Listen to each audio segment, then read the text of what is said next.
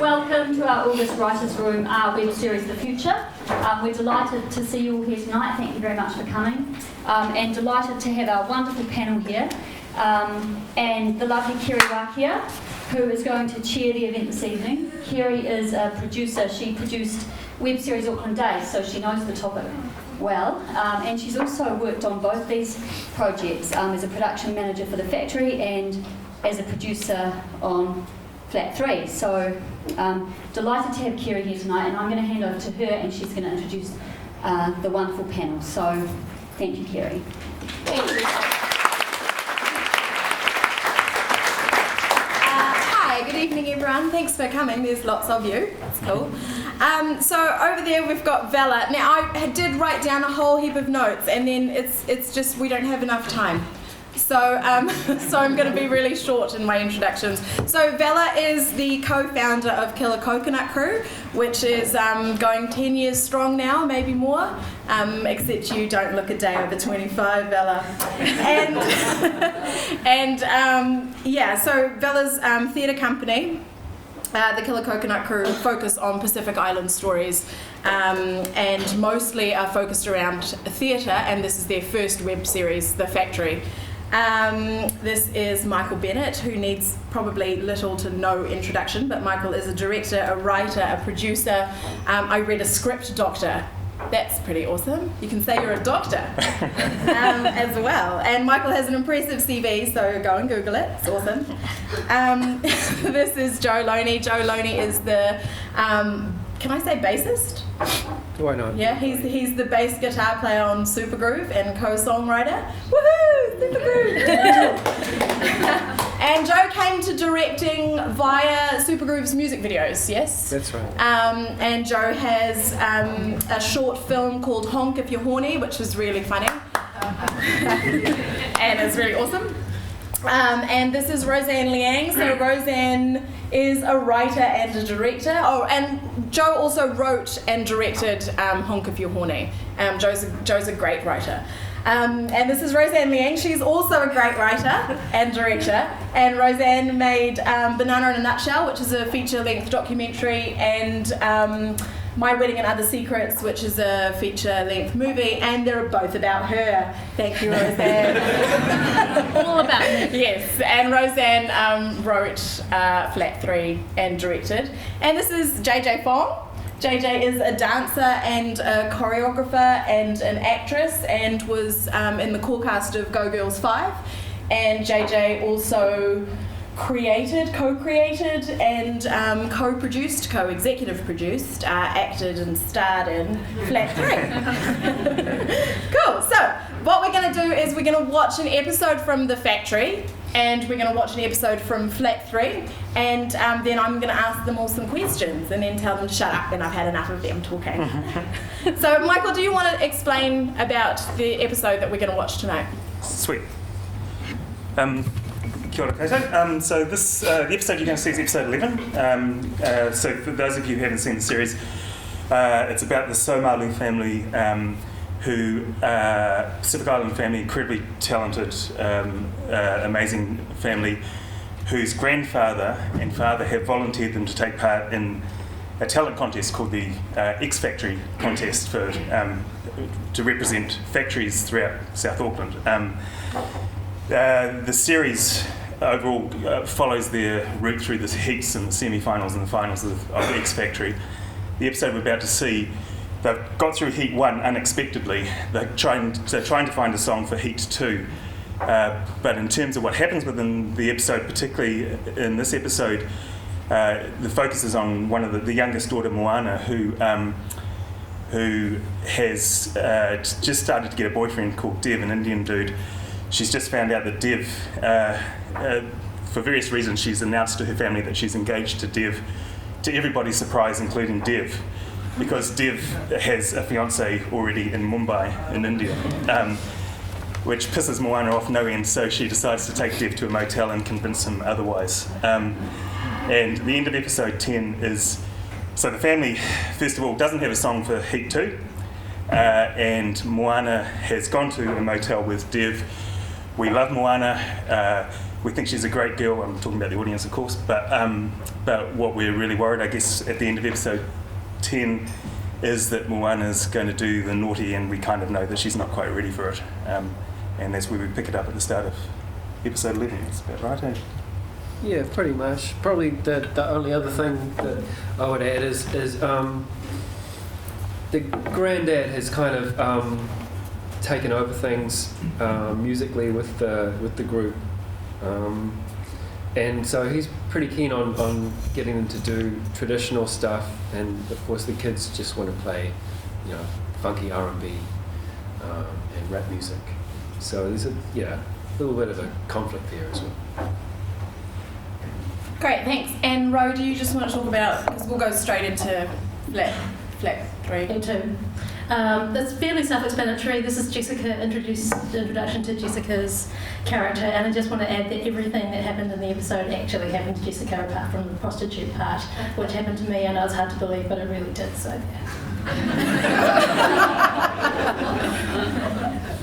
Fun and games. I'm just kidding. Okay, yay. Okay, so the first question that I wanted to ask was for you, Bella. So I just wanted you to talk a little bit about the factory and the origins of the factory and adapting it for a web series. Yeah, after Olovalaju and Talofa, my name is Bella Mansati. The factory is based on a stage show called The Factory, a musical. New Zealand on air, made a call out. They got $1 million to give away for free. If someone can come up with a specific idea. And what happened was I was out trying to sell a film. I wanted to make a film. I wanted to be a filmmaker, and I was at this guy's house and we were just trying to make this deal happen because he had a red camera, and after 3 hours he was trying to sell me something, I was trying to sell him something, which is my film. And he said, "Oh well, listen mate, we've been here for 3 hours, have you heard of New Zealand on air is looking for coconut ideas, you might as well go and try to get them." So I looked it up, and they said they got $1 million to give away, and I went and met with another producer, and I shook hands with the producer at the back of a bar, and I said, "Yeah, no worries, mate. I'm with you. No, cool, all good. I got all my ideas for you. Here it is." He says, "Good. I'll bring your ideas tomorrow." I said, "No worries." Then when I got out of got into my car, I got a call, and it was Robin Scholes. I worked with Robin before, and I said to Robin, "Oh shit, sorry Robin, I given the idea away." And she said, "Have you signed any contract?" I said, "Well, I'm about to sign a contract." She goes, "Whatever you do, please just give me an hour, and I swear to God I'll get you that money." And I said, "Oh, well, sorry Robin, I already given away, I give him my word." She goes, "Please hear what I have to say." So I met up with Robin at McDonald's, and I didn't want to do it because I already went with the other producer. I said, "Shut up. Man, I know this idea is going to be a winner." When Robin walked through the door, I knew I got it. I knew I got the money for it. She said, "Look, I'll get it for you."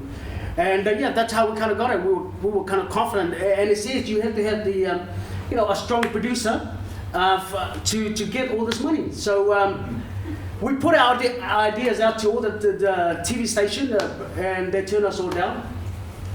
So.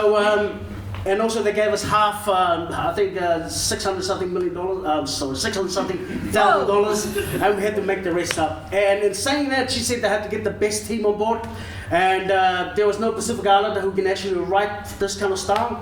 And she suggested, "What about a Maori?" I said, "A Maori?" And it's just a Maori. I said, "Guys, I have to give my stories over to the Maori." So I worked with Michael before. I trust Michael. I worked with the Matariki and also down in Film Commission. I said, "Yes, I trust Michael." And they said we had to get a director. We need a white guy. Looks like Jesus. So, John, he's got a huge history, over 100 music videos and all that kind of stuff. I just had a fantastic team on board, and Robin kind of put the whole team together, and Janet came through and everybody else, and we had just a fantastic time. How'd you get it? The reason we got it, I reckon, because we had 10 years of experience in our own Pacific work, and they're looking for Pacific content with Balangi, director, and Molly writer. You know, it was just a fantastic. We had a fantastic time with it. That's how we kind of got it. We jumped through a lot of hoops to get it, but at the end we kind of got it. Yeah. You know, that's how we got it. Yeah, you did get it, didn't you? You did get the money. But also, Bella, just what I also wanted you to talk about was, so the factory was a stage show first, and it was set in the 70s, and then you took that show and you adapted it with Michael to be contemporary and to suit, you know, the focuses that New Zealand Air wanted, obviously. But absolutely, yeah. It has to, you know, suit what New Zealand on Air wanted, and also we had to go and get some more money, so we went to Telecom, and Telecom gave us, you know, some more money to make this happen. Did they say yes pretty easily, or just for the rest of us? That was hard because we tried all the other businesses. We had $600,000, and we had to kind of make it up to get close to $1 million.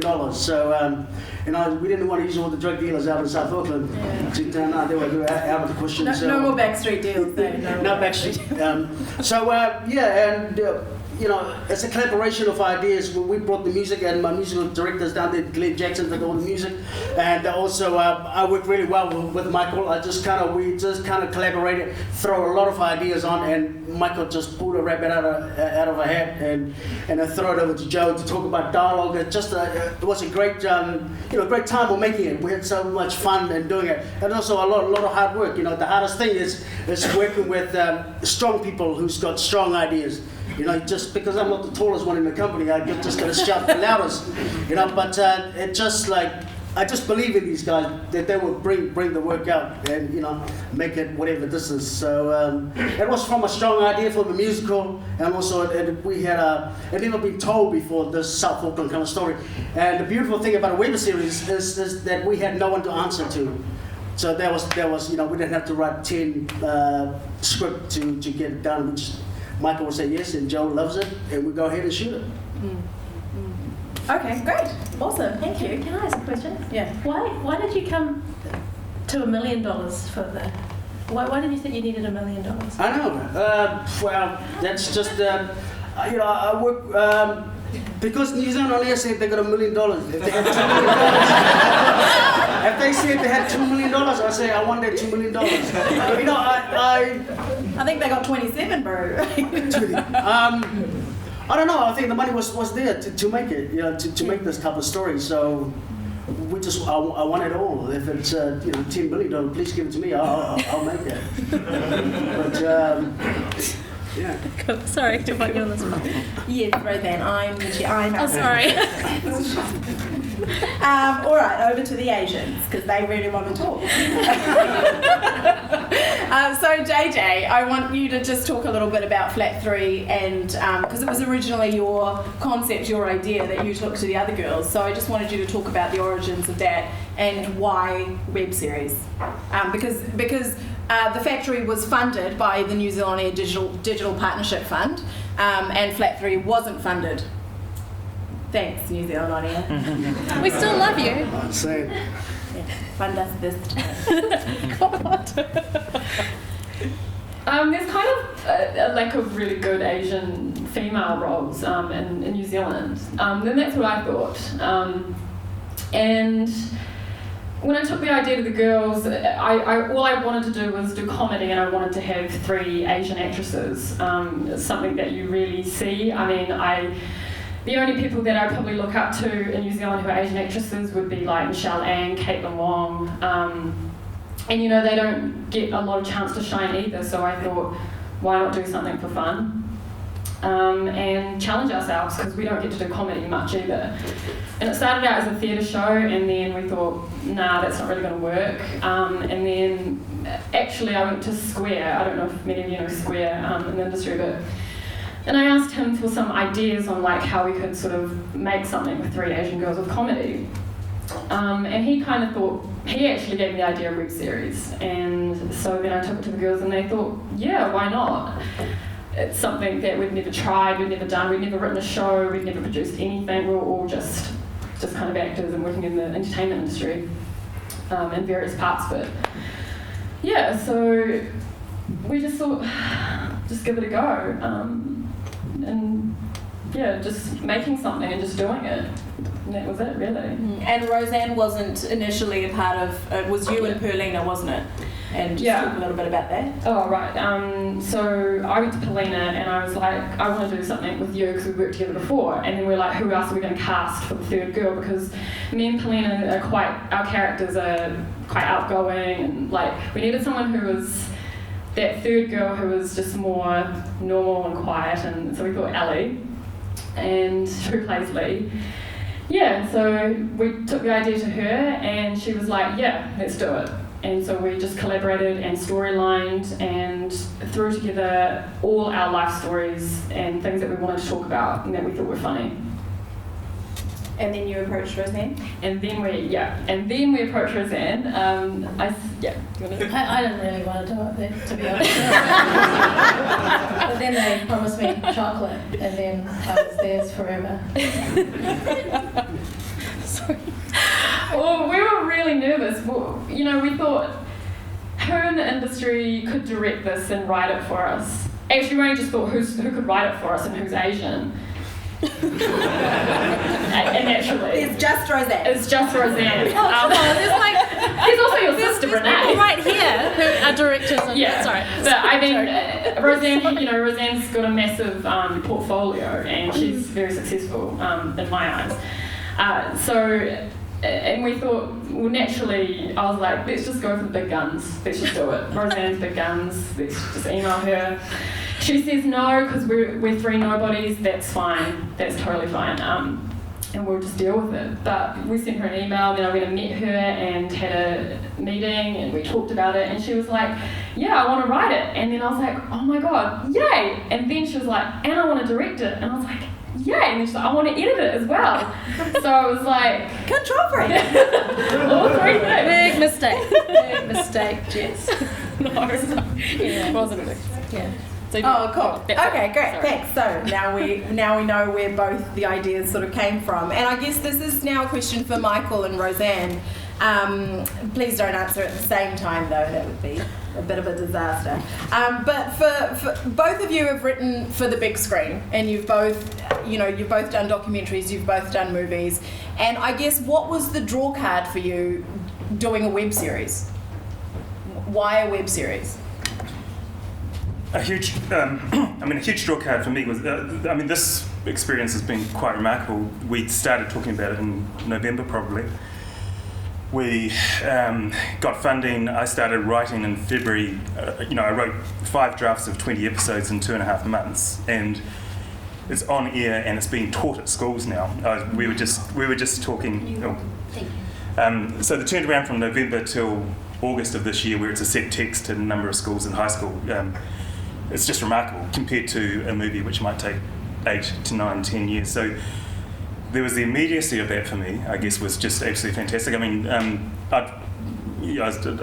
really rapt to have been approached because I followed the factory right from its very first read-through in Mangere Arts Centre and I really admire what these guys are doing, and I think it was just a really nice fit between what I could bring to the project in terms of making it filmic or televisual or whatever, adapting Kilo Coconut Crew's amazing idea. And I just, to be honest, I just find it was a very free kind of way of telling a story, because it's just amazing. First of all, you're not answerable to anybody apart from us. It's the unit. You're not answering to executives and.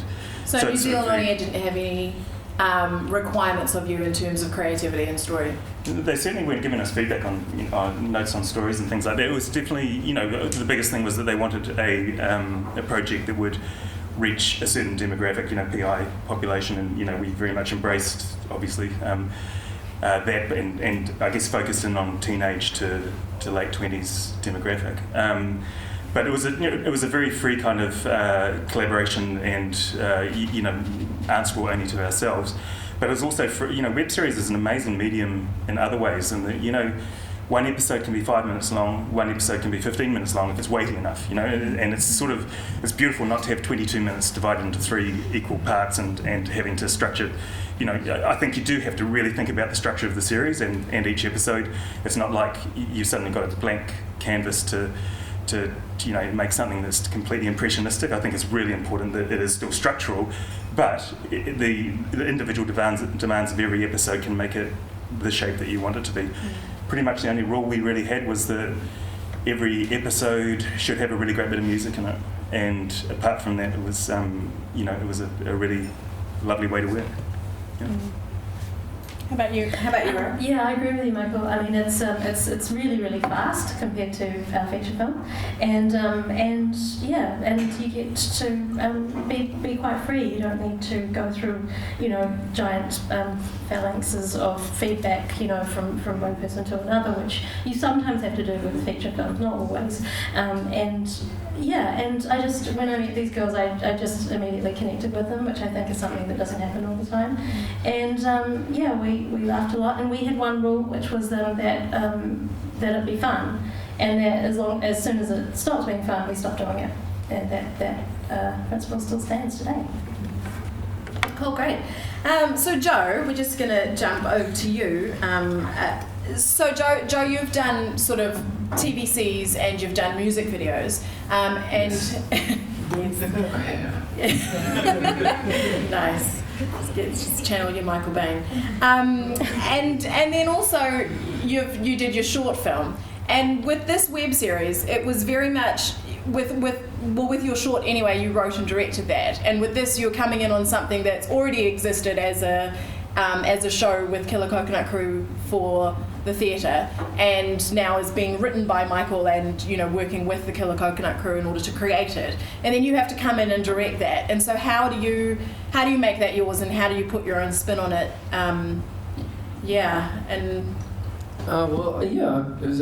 It felt like a really lucky break for me. I really like being a hired gun when I can be. It was awesome not to have to do any of the writing. and it was, I felt really privileged being able to come in, and really I was just trying to keep the energy up and keep it fun and funny, and I just felt like as long as I was engaging with it emotionally, I could help it, I could help turn it into something. Yeah, and was it different for you going from a web series, because I know you've written feature-length scripts as well, and that you work to get those up off the ground. And so in terms of a web series, what was the draw card for you directing a web series? I mean, working with Killer Coconut Crew and Michael and Robin, pretty big draw cards, let's face it. But I mean, for a web series, how do you feel about that? I guess I didn't. To be completely honest, I didn't think that much about, is it a web series or what is it? It was just a really great sounding project, and there would be humour and there would be music, and there'd be a lot for me to do, and a lot that I felt I could help with.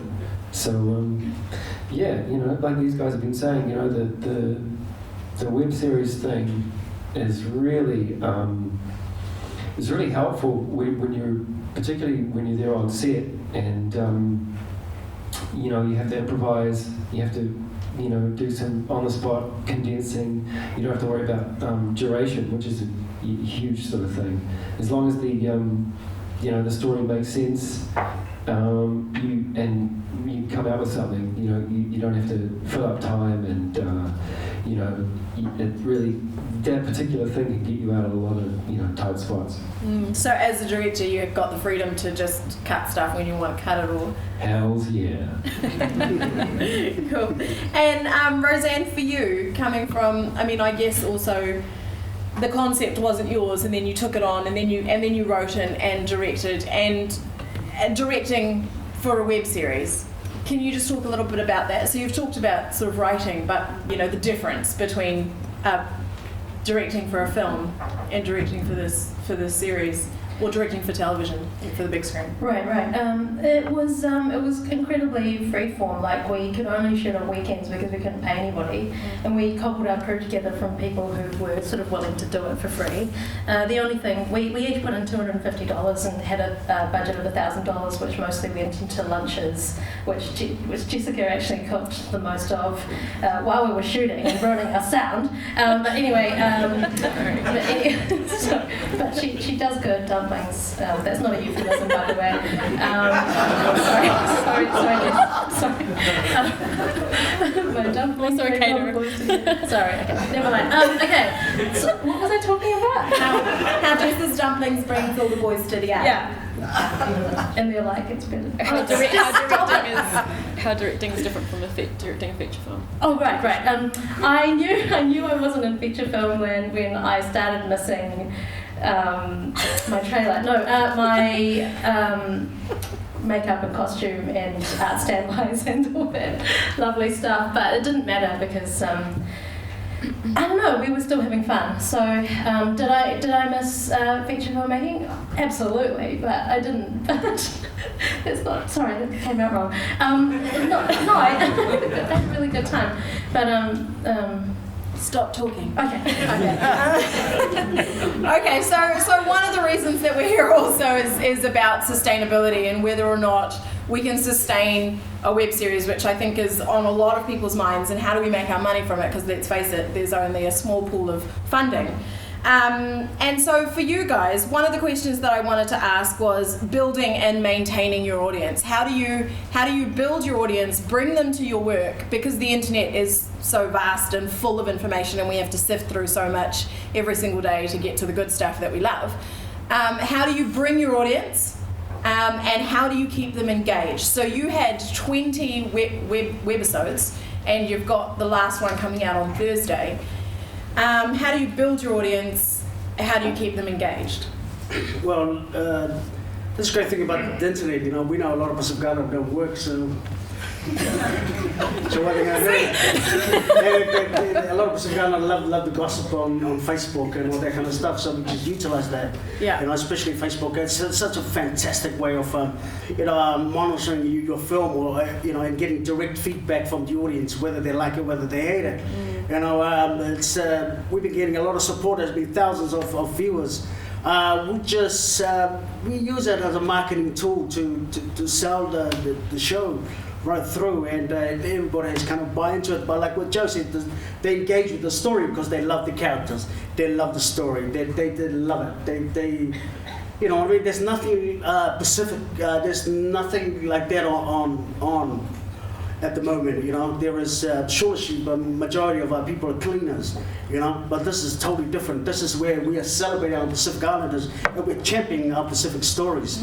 Because we have Māori people who understand what our Pacific story is all about. And speaking of Joe, the reason we chose Joe was because of his short film Honk Vihoni. That film has got someone's balls, and Robin suggested to me, Vela, watch this film, and this is what I want the factory to look like. And by having Joe on board, and these people, it just makes this whole factory come alive. And and it's a draw card for everybody, to Australia, to Hawaii, all around the world. And it's so fantastic that we can get that all this audience to watch our film, and it's for free. I don't make any money out of it. All my $1 million gone. I keep wondering where the hell the money got to. It went on to you, to all of you, got to everybody, because there was 41 people working on this whole thing. Craft-wise, just in terms of I guess there's two parts to that question. Really, is how do you get the audience to, in this big universe of the internet, how do you get them to find the series? And I've got no idea about that.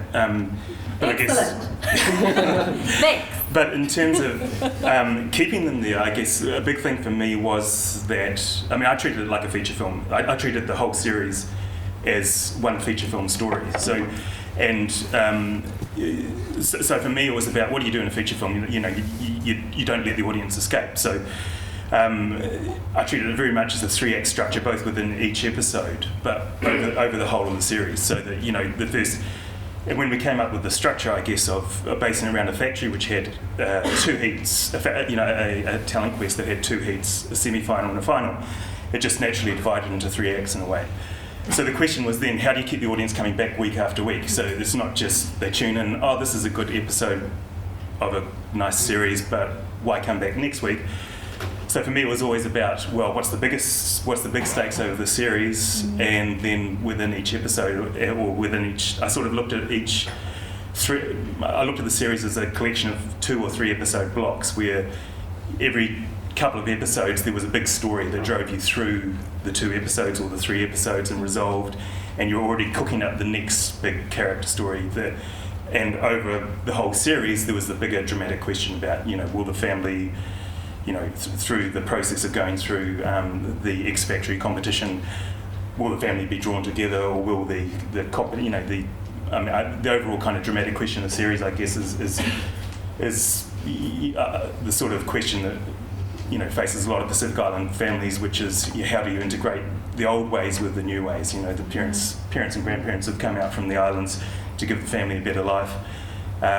Kids want to be New Zealanders and want to live the life that they see all their mates here living, and that's all played out through the music of the series. So that's the overarching drive of the whole series, and then within the series is the individual stories that keep on drawing the audience back, I hope. So I think for the factory, you had music where you could pull an audience from music, not just because Joe, the director, is part of Supergroove, but also because you had music from Pacific Island acts within your content. And also, I think what you're just saying about the craft of the story, having the hook and making sure that the audience want more and keep coming back for more. And then I guess, for me anyway, one of the things that I think would have been a really big plus for you guys was that Killer Coconut Crew has been established for over 10 years. You have a solid base of supporters, and you could market to them. They could come and like you say, they're all social networkers and on Facebook and on Twitter and on online. And so it was a good place for them for that show to sit, because they can come whenever they like on their own terms and watch the show anytime. And keep watching it and reruns and all that kind of jazz because it's online. Yeah, absolutely. The good thing about Pacific Islanders on Facebook, they share it. They share it through their family. We're not shy about it. We like to promote our work, you know what I mean? If you say, hey, can you get 10 of your family to share this? They say, yeah, cool. They just help sharing it. So that's the best thing about the Pacific Island, best thing about Facebook and Twitter.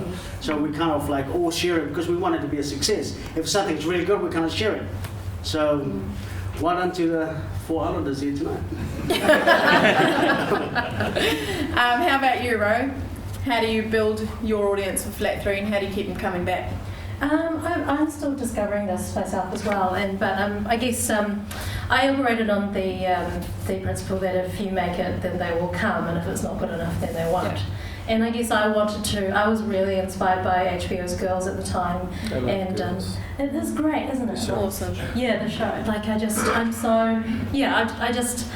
look up to that 27-year-old. Like, she's so goddamn talented. Anyway, so I guess when people say, oh wow, 3 Asian leads, that's different. I remember Verlena saying, well, actually, we just want to make something that can even kind of aspire to maybe want to be girls one day, which we probably won't ever match that genius, but at least we want to try, and these are the girls that we have, and hopefully they will come, and they kind of have, I guess. We're still building our audience. Can I just say one? Sorry. Yeah. The thing that we thought the first off is we didn't think of an audience when we first made this. Like, we just had this idea and we were like, we just want to make what we want to make and we want to do it, and if it works, it works, and if it doesn't, it doesn't, and if we don't take the risk, we're never going to know. But we never had the audience in mind. We weren't ever writing for an audience. We just wanted to have fun and put it together. We wrote it for ourselves, and then we thought maybe someone out there is going to like this, and then maybe they'll tell their friend and they'll like it, and then so on.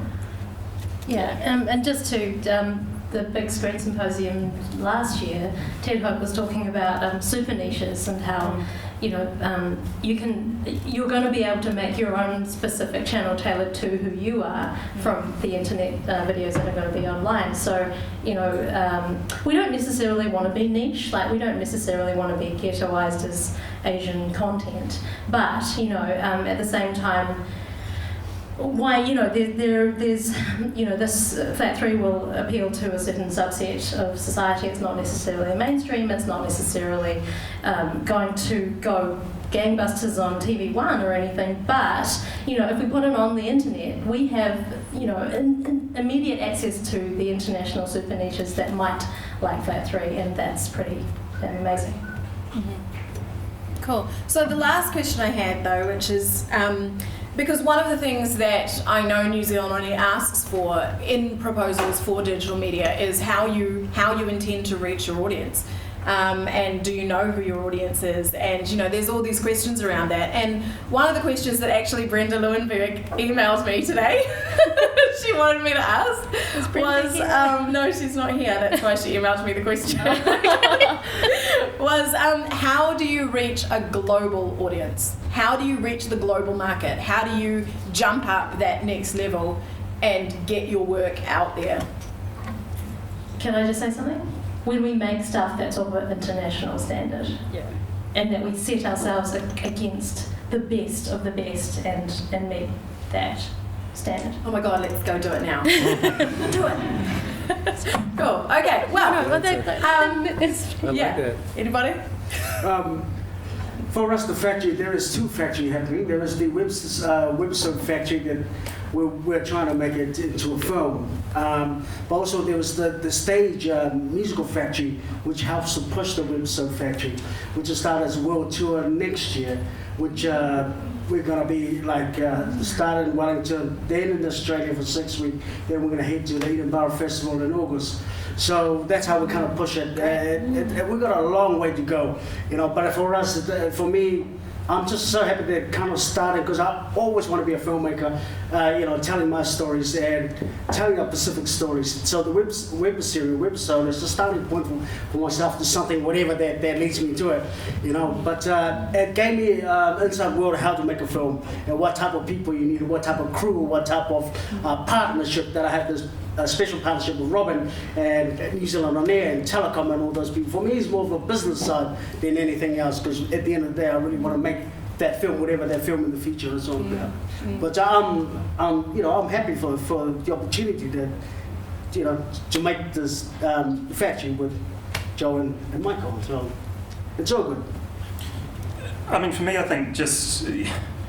I don't think there's a formula for reaching an international audience. I mean, for me, the only formula when you're going into something is to make the kind of story that you're about to make as bloody well as you can make it. So once we'd committed to something that we knew our target audience really well, we knew we wanted to have great music, we wanted to make it moving and funny, and that became the mission. I think I think cultural specificity is actually, it's not a turn-off to anybody in this day and age. I think it's a truthful story in a unique subculture goes everywhere. If it's truthful, if it has universal truth in it and you tell it well.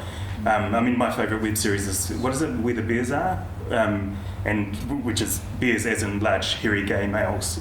It's a California murder mystery comedy in the bear subculture, and not because I'm part of the bear subculture, but it's just it's funny as fuck and it's brilliantly done. And I think tell a story well and we'll find the audience. That's right. Yeah. Cool, great. Okay, Esther, I think we'll open up to the floor now for any questions. Oh, here's a keen one. Yes. Just in regards to the factory webisodes, you mentioned that New Zealand On Air had some specification. You said you had to change a few aspects for New Zealand On Air.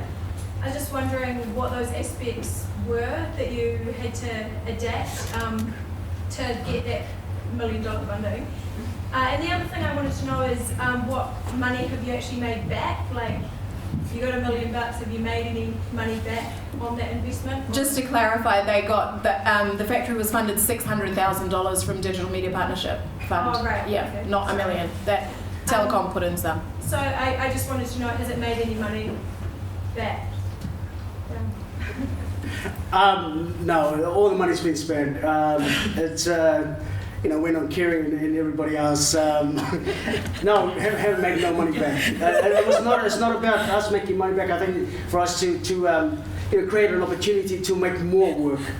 A stepping stone to something else. Now all the money's been spent. If you want to look at the proposal that we had, you can have it. I got it in my car somewhere. You can have a look at it. That's, for me, the hardest thing was to get something, to make something, because I always wanted to make something. And this was just an opportunity. They said they were looking for a Pacific content.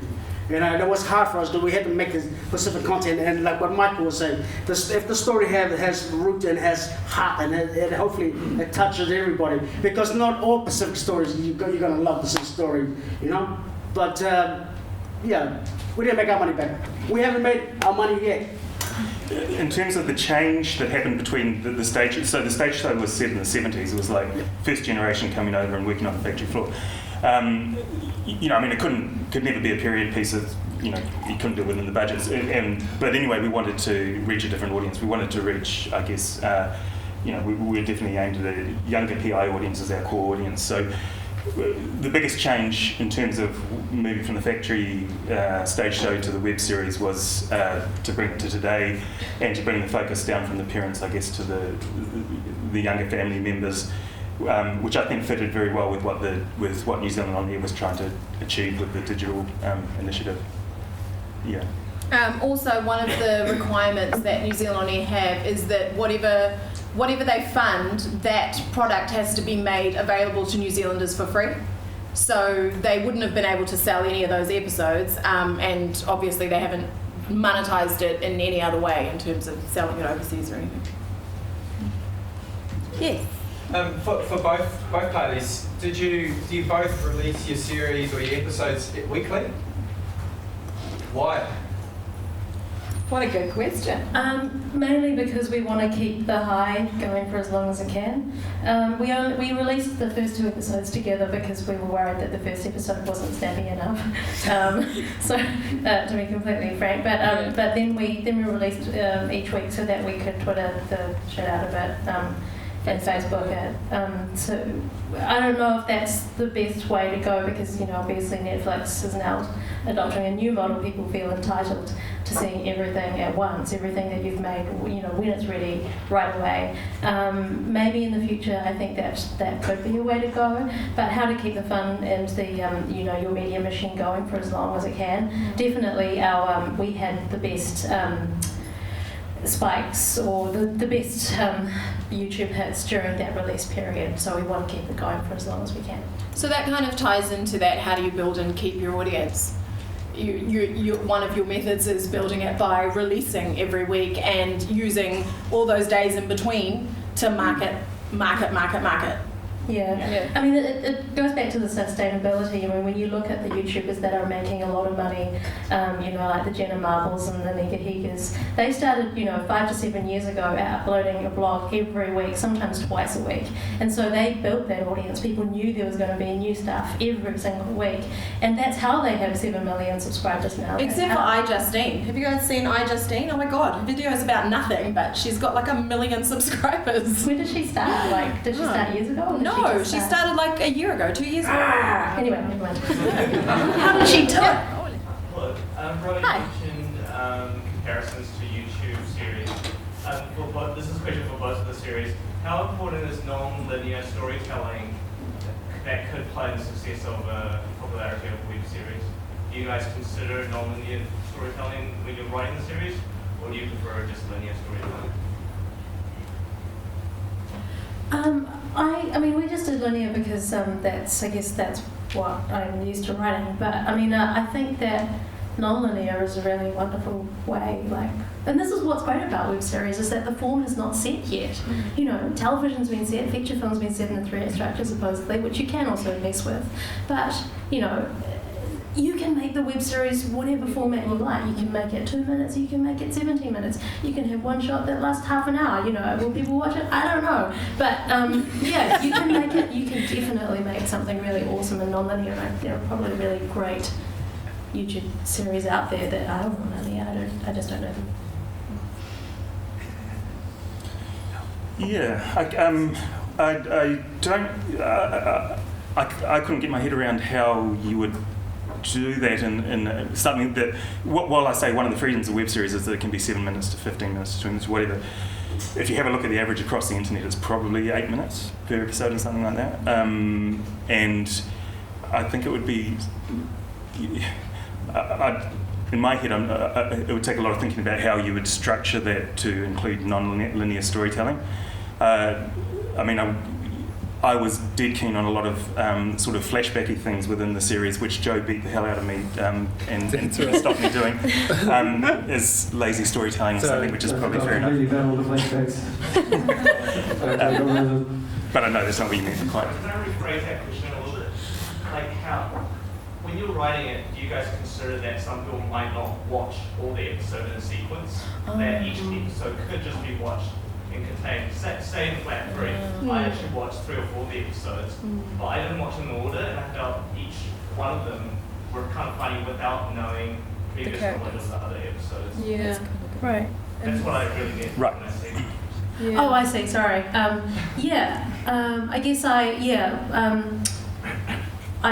think that was it a conscious decision? I don't think it was. No. I don't know. You know, we kind of just wanted to write these characters and then just do it. Thanks for your feedback. We'll keep doing that. Yeah, that's good. Yeah. For us, I think, you know, we consciously wanted to have a whole body of work that hopefully if someone came in on episode 8, they'd be intrigued and, you know, there would be enough great hooks, you know, there'd be the music and the laughter and whatever to make them want to go back to episode 1. And I think, you know, I mean, for me I thought for a web series, you know, with shorter episodes that, as opposed to something like, you know, Modern Family or whatever, where, you know, all sitcoms are essentially the same structure, which is, you know, the world is in equilibrium at the start of the episode, something really screwed up and messy happens and the world is returned to an equilibrium by the end of the episode. It's not a overarching story through the whole of the series typically. I sort of didn't feel that, you know, a web series could really work in that way with 7-minute, 8-minute average episodes. That there had to be a continuity of storytelling, and I guess our goal became to make an overarching story that hopefully if the audience dips in at a certain point, they'll want to go back to episode 1. And it sort of feels like that way looking at the YouTube hits, that, you know, episode 1 has been steadily climbing and ticking away and ticking away and ticking away, and it seems to be like people, you know, there might be a surge on episode 10 and then episode 1 suddenly gets another surge because people are going back to see what the series was about. Yeah. Hi.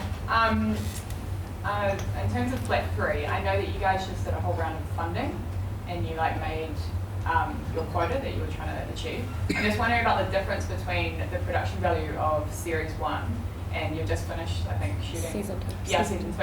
And how that kind of, the difference between shooting those with more money, basically.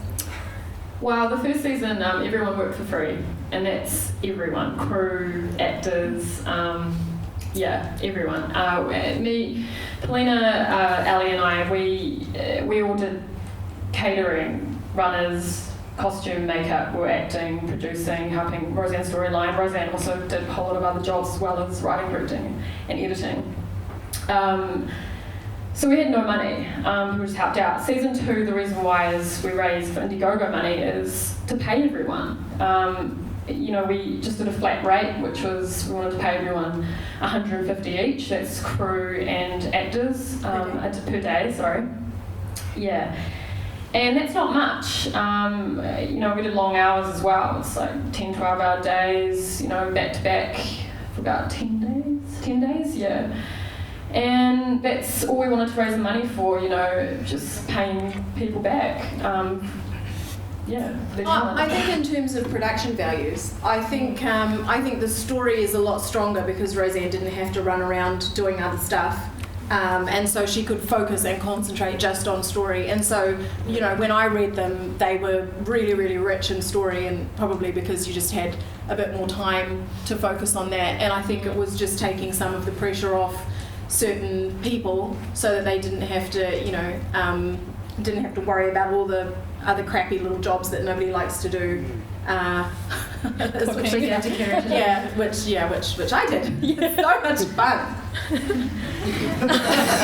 I'm right here. Anyway, whether or not you'll see a difference in the actual product is hard to say because you will. Yeah. You will? Okay. Oh, right. Yes, you will. Okay.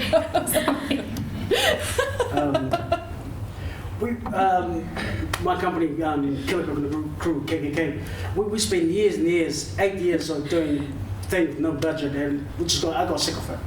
And it was just, you know, you call people for free, and if you look at what our YouTube stuff from the early years, it's just like, you can see people walking, see people disappearing from the screens, and I just got tired. No one kind of take me kind of seriously, and, you know, and Robin says, you know, the money goes into the production, and you know, when they start bringing in the crane, and I was going, oh shit, look at that, you know, all that kind of stuff, you know, and having a budget and getting the right people for it, and just to execute it to that kind of level that, like I said, it is a stepping stone for us to get to those places.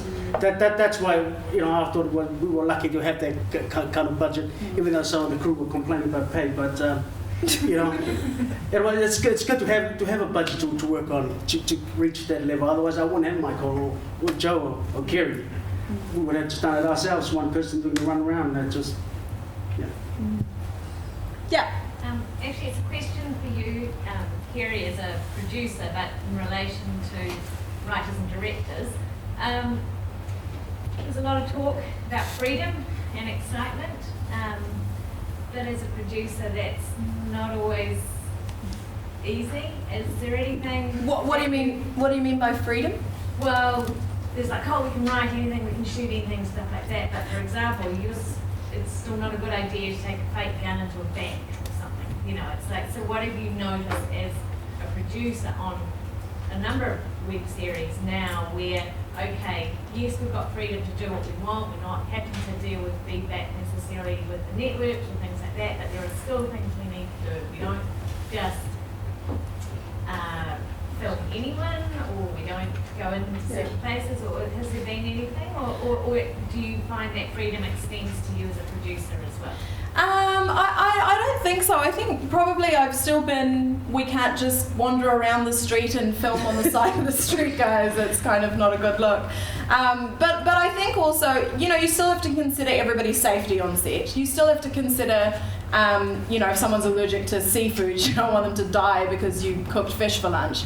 I think that there's also, you know, I think as a producer, you still have to challenge your writers and your directors on their content and on the work, and is this going to be good enough, and it's all our names on it, you know, and everyone else who's come. I think especially if you're doing it for free, if people are coming to work for free, then there's probably a lot more pressure on you to not fuck it up because they're not going to come again when you need them the next time. And I also think we want to be proud of stuff that we've made. So just because we have freedoms, certain freedoms that maybe we're not allowed when we're doing something for television, or just because you have those freedoms doesn't mean that you slack off. Like in fact, it should get better, not worse.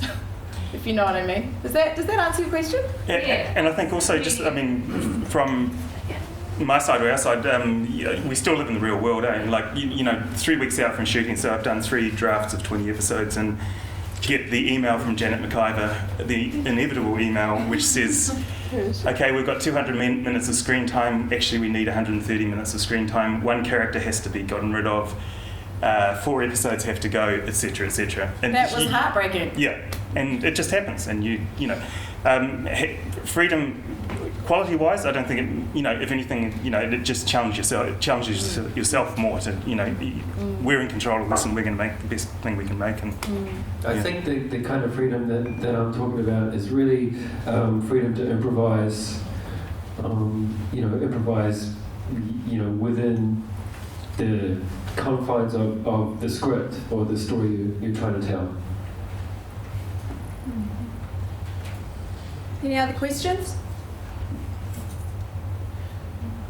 Yeah. Question for Vala. Vala, I think the factory was your idea and you were the driving force. You brought in an EP, a director and a writer, I think. How did you feel about your own role at the end of the process? Well, it was quite hard really, because I was told by the director to to take off my EP hat and be my actor, to be an actor, and but at the end I wanted to I had trust, I had faith in these guys. That's why we got them on board. I mean, the hardest thing, I keep saying to them, and they listen, the whole team can listen, including the crew. This is a tribute to the Pacific Islander. You must understand that before you step on. This is a Pacific story. It's closer to me than anything else. They understood that. They had respect to that core belief of what the story should be. And the whole thing kind of went smoothly. If they kind of like threw something and said, this is Māori land, I'm going to do what I want to do, I'll throw them out of the team. But that never happened, because we all have trust in each other. It's kind of important that before we start the work, and that go for everybody else. I don't know if that answers your question, but. Okay, great. I think we're going to wrap up now. So I'd just like to say thank you to Vala and Michael and Joe and Ro and JJ. Thanks very much.